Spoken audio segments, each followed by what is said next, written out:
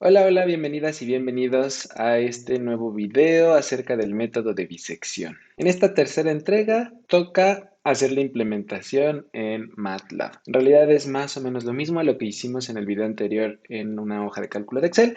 Sin embargo, MATLAB nos permite diseñar un código mucho más robusto que nos permite hacer cosas un poco más sofisticadas. Entonces, vamos a comenzar.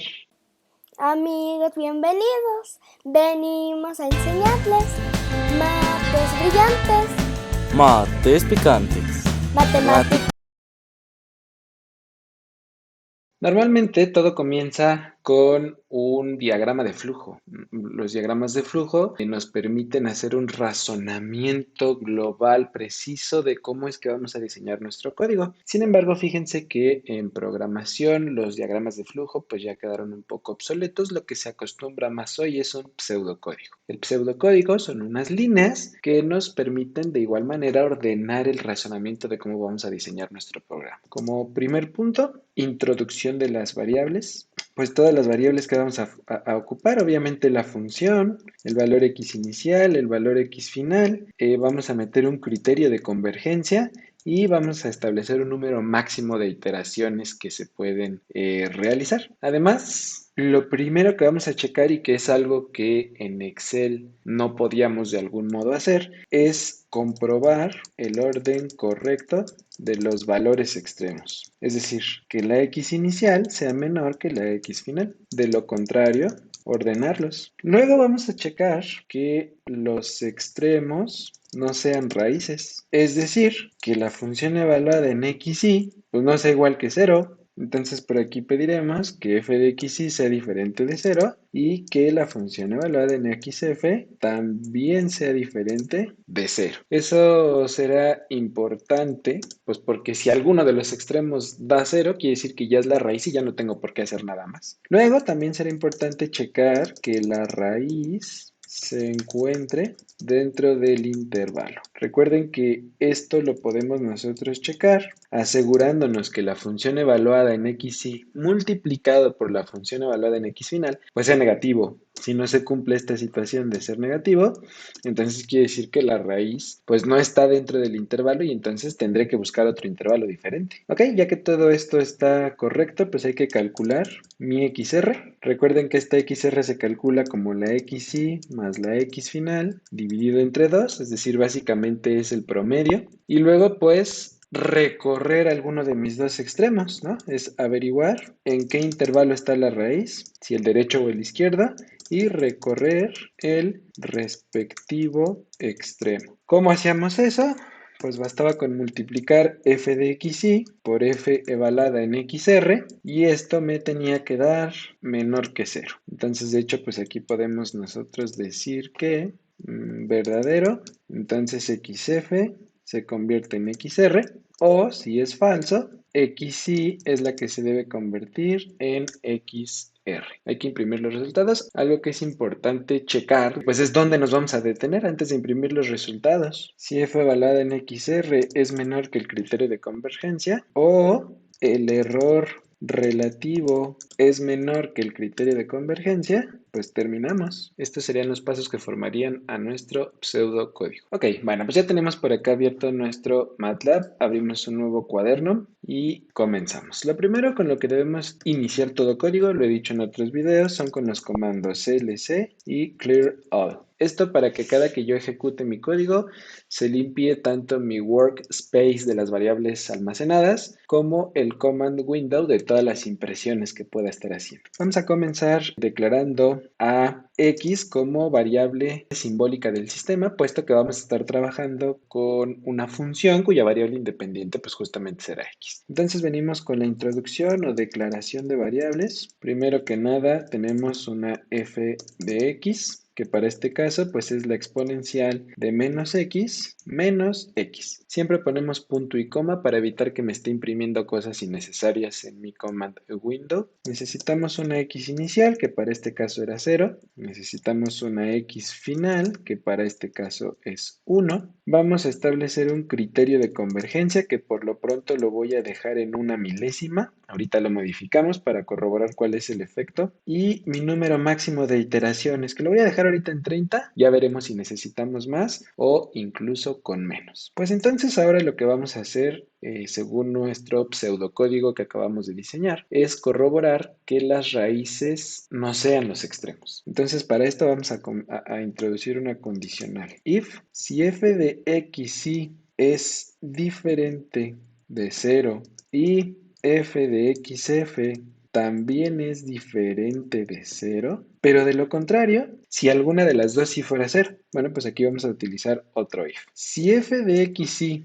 es la que es igual a 0, pues entonces tendrá que imprimirme aquí algo. Vamos a poner el comando disp de display, abrimos y cerramos paréntesis, ponemos su respectivo punto y coma, y entonces en el display, pues lo que quiero que me ponga es que xy es la raíz. Sin embargo, si yo lo dejo así, resulta que xy no es un carácter de texto, sino que es un carácter numérico. Entonces yo no puedo combinar en un letrero que imprime el programa caracteres. Entonces tengo que hacer una transformación. Para poder hacer esa transformación voy a abrir aquí un corchete, lo voy a cerrar hasta acá al final y entonces vamos a hacer el comando num to string. Num to string lo que hace es justamente convertir un carácter numérico en un carácter tipo string, que son caracteres de texto. De lo contrario, es decir, si f de x y no es la que es 0, sino que es la otra, ya no necesito ponerlo porque ya automáticamente lo va a reconocer. Que me haga una impresión igualita de este tipo,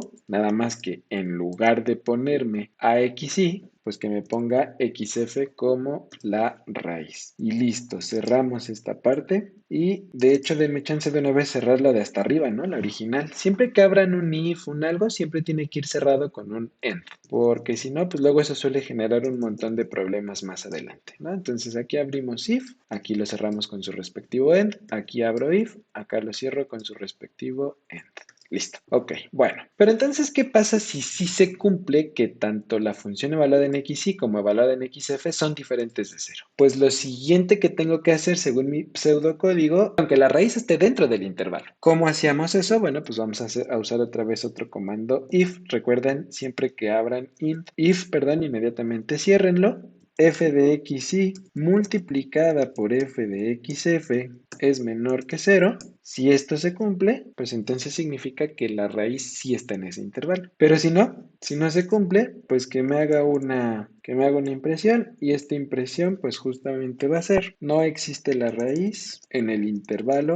Aquí pues obviamente tiene que estar el intervalo que va desde x inicial hasta x final. Pero nuevamente, como x inicial y x final son caracteres numéricos, hay que transformarlos a carácter tipo string. Entonces utilizamos los comandos num to string y aquí ponemos xy. Como necesito que sea texto, pues aquí siempre tengo que iniciar con el apóstrofe. Ponemos una coma, aquí ponemos otra coma, apóstrofe, coma, apóstrofe. Esto es para que esta coma me la reconozca como texto, ¿verdad? Y ahora sí, otra vez. Num to string, por cierto, aquí no se cierra se cierra hasta acá afuera. Num to string y nuevamente entre paréntesis, pero ahora xf. Ponemos coma, abrimos nuevamente otro apóstrofe y seguimos con mi texto. Elige un nuevo intervalo. Cierro, vuelvo a cerrar y vuelvo a cerrar. Listo. Esta sería la idea, ¿no? Entonces, si no se cumple que el producto de estas dos sea negativo, pues en el display lo que me va a aparecer justamente es que no existe la raíz en el intervalo que va desde xy hasta xf y que por lo tanto, por favor, elija un intervalo nuevo. Asegúrense muy bien de abrir y cerrar todos los corchetes y paréntesis que hablan, ¿no? Entonces aquí me faltaba uno, por eso me lo marcaba en rojo. Abro paréntesis, cierro paréntesis hasta acá hasta el final. Abro corchete, cierro corchete hasta acá hasta el final. Eso es importante que lo tomen en cuenta. Pues ya estamos. Pero ahora, ¿qué tengo que hacer? Si f de xy por f de xf sí es negativo, pues entonces ahí sí ya tengo que aventarme el desarrollo del método de bisección. Entonces para esto pues vamos a empezar con un contador que le vamos a llamar i, que es el número de iteraciones. Entonces comenzamos con iteración 1 y vamos a utilizar el comando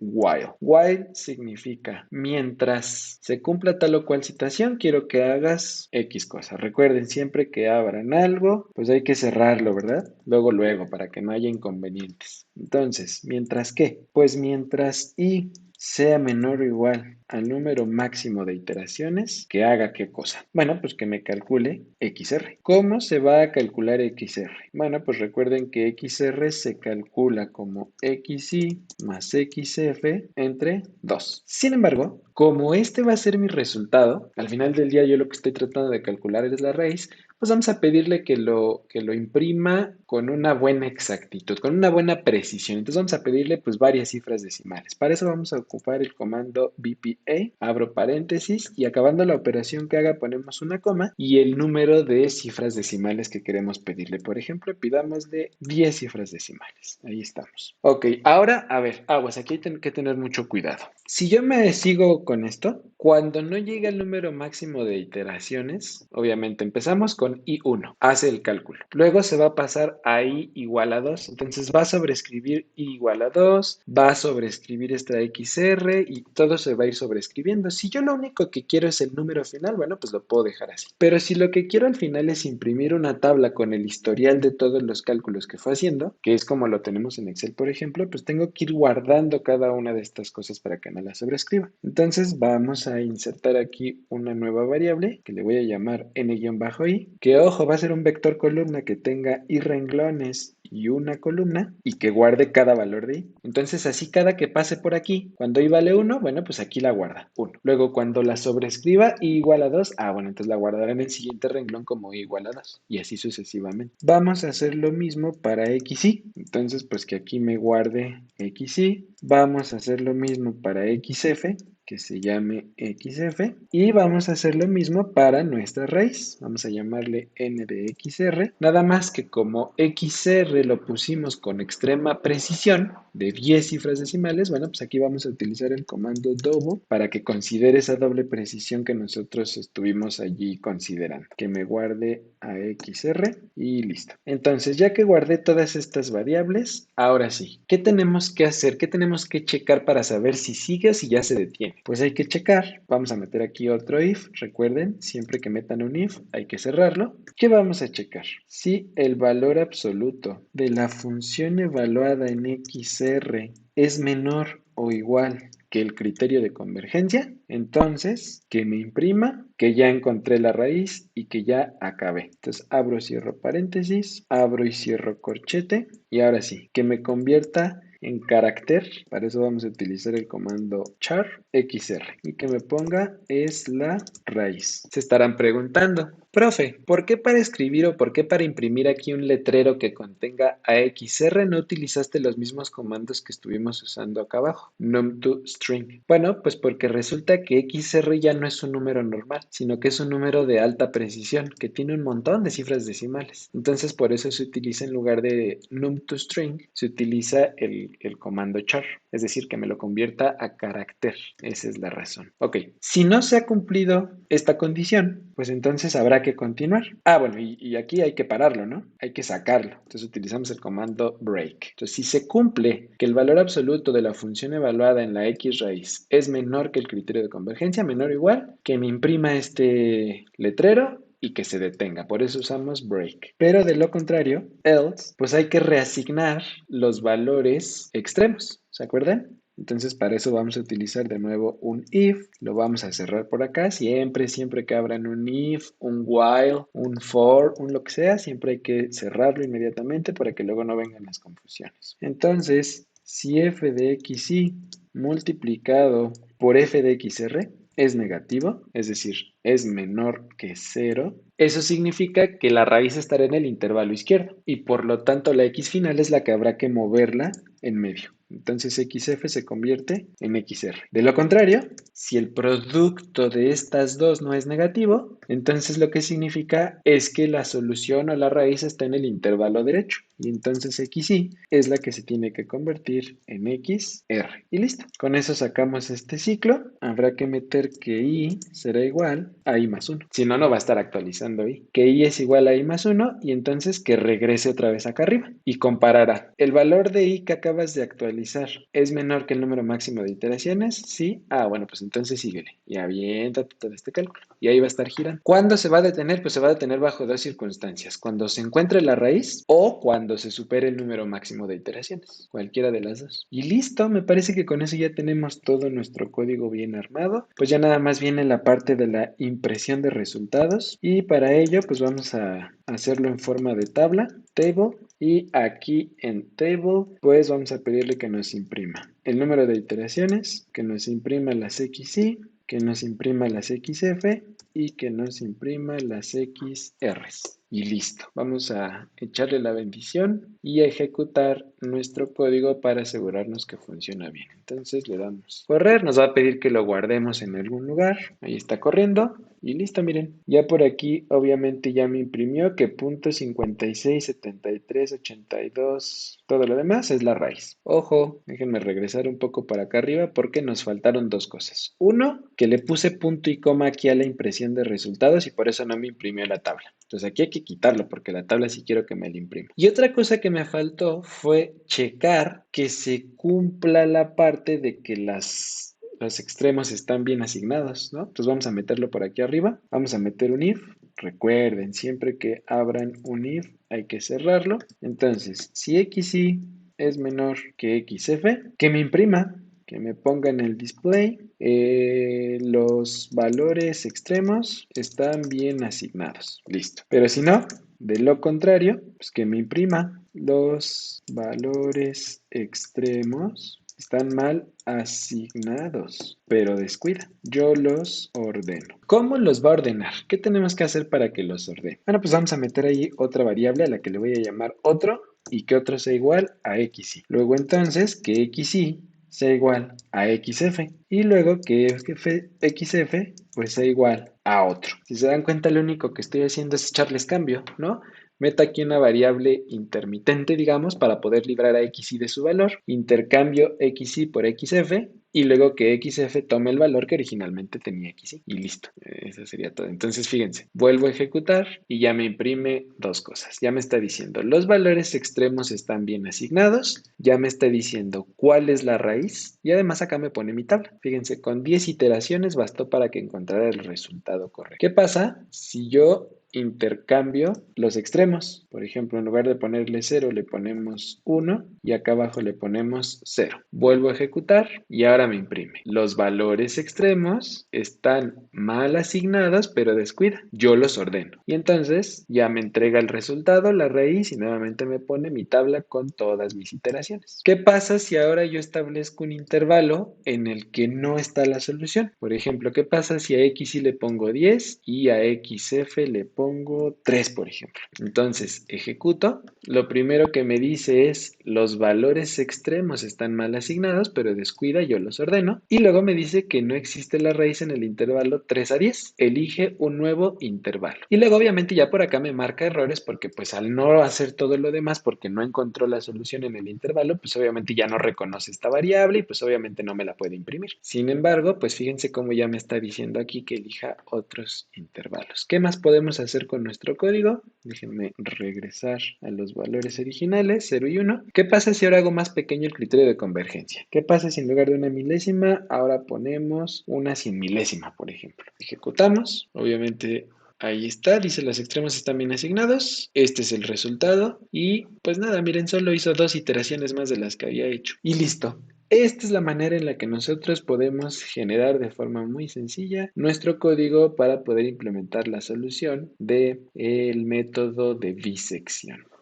Bueno, pues espero que todo quede muy claro, espero que esto haya sido de suficiente utilidad. Si les gustó, si les fue útil, por favor, pues no olviden ayudarme ahí dejando alguna reacción en las redes sociales, suscribiéndose al canal, pues compartiendo, recomendándome. Y si ustedes sienten que tienen problemas en sus cursos, si sienten que pasaron el semestre de noche y no aprendieron nada, o si ni siquiera lo pudieron pasar y tienen algún examen extraordinario, ordinario por allí, bueno, pues les dejo mis datos para que puedan contactarme y contratar alguno de mis cursos a precios muy, muy accesibles. Y bueno, pues gracias por haber llegado hasta acá. Cuídense, nos vemos la próxima.